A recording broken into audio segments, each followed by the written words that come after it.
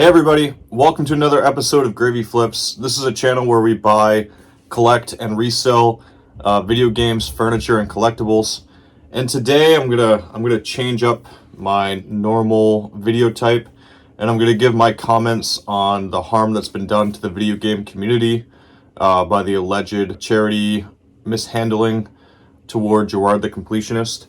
But before I give my thoughts as a full-time teacher and talk about the kind of behavior that I can see going on here, don't forget to comment Grand Theft Auto below if you want a chance on December 31st to get a sealed PS2 Grand Theft Auto 3, part of a two-piece fat pack that's worth upwards of $100.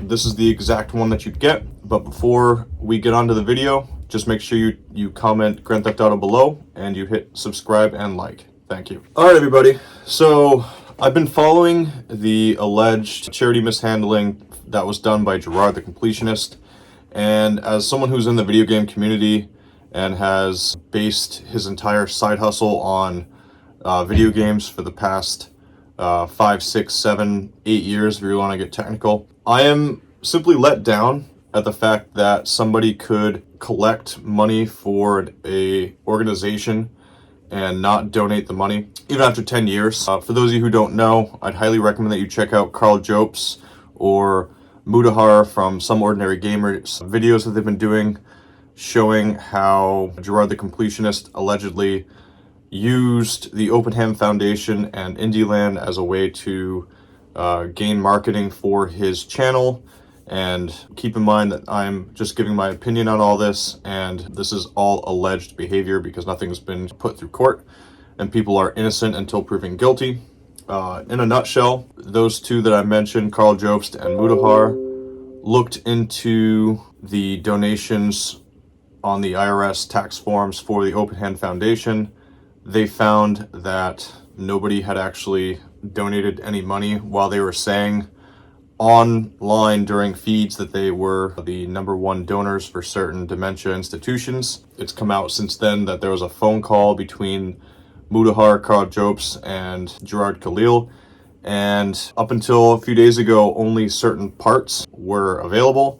But now that Gerard has threatened legal action against the two people that did the investigative journalism, things have kind of hit the fan.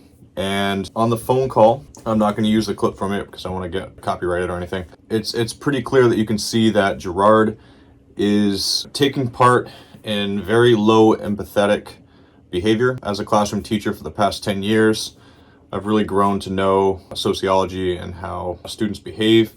One of the first things you learn as a teacher is that behavior is a language. And with that in mind, in the most recent recording that was released, it's pretty clear that Khalil is on a defense spree right now. He kind of skipped damage control and tried to use emotional manipulation to persuade Karl Jobst and Mudahar not to make the videos because, as he best put it, he would get raked through the coals for collecting money for 10 years and then not donating it. And since then, his organization has donated the money, but the behavior is really unbecoming of somebody who presents themselves as a good person. And in my knowledge of psychology, there is something called a communal narcissist. And I'm not diagnosing Khalil. I just think that we have some of the check marks for a communal narcissist that's actually being shown here. This YouTube channel is all about having a side hustle and buying and reselling to make our lives better. But a communal narcissist is not somebody that works with somebody. It's somebody who uses these big events, charity events in particular, big, galas and stuff like that, to benefit their own cause. And there is a direct correlation between the amount of subscribers that somebody can get based on the viewers and the donations that they get to their charitable organizations. So with communal narcissists, charities almost end up being a front or a facade in order to get people to build their brand and to visit their webpage more, to build sales, etc. Because once you build a brand, you have returning customers and returning subscribers. So even though right now the behavior is alleged, I'm not necessarily a fan of the defending that's going on. I think it would be beneficial for Gerard to come out and not threaten legal action. It'd be phenomenal for the gaming community if he came out and gave a very heartfelt apology, if he didn't use red herring arguments, and he didn't try to blame Mudahar and Karl Jobst for his own behavior. In my personal opinion, it's unacceptable for a charity to receive money for 10 years and not donate it to the causes that it's been saying that it's a principal donator to. It really reminds me of how I mentioned before that behavior is a language. The fact that Karl Jobst and Mudahar brought these allegations up to him before this most recent Indie Land, and he still continued to say the same points about how he's a main donor with, X, Y, Z organizations, blah, blah, blah.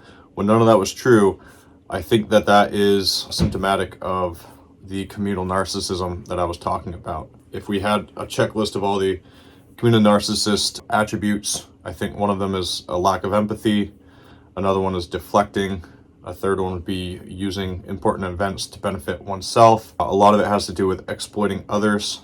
And I think as this onion kind of unravels, we're starting to see a lack of empathy, a willing to throw one's mother under the bus in order to benefit themselves. It's a really detrimental opportunity that, could be used to better the dementia and gaming community. But unfortunately, we're seeing what happens when a potential narcissist has some kind of a narcissistic injury, and we might end up seeing what happens with a narcissistic downfall. And we've seen this in recent political events. Narcissism is something that never accepts responsibility. The people that are communal narcissists will fight until the very end. Even if there's a fire and the smoking gun, they will continue to fight and fight and fight and deflect. And there's just absolutely no winning this argument with people who suffer from that kind of a personality disorder.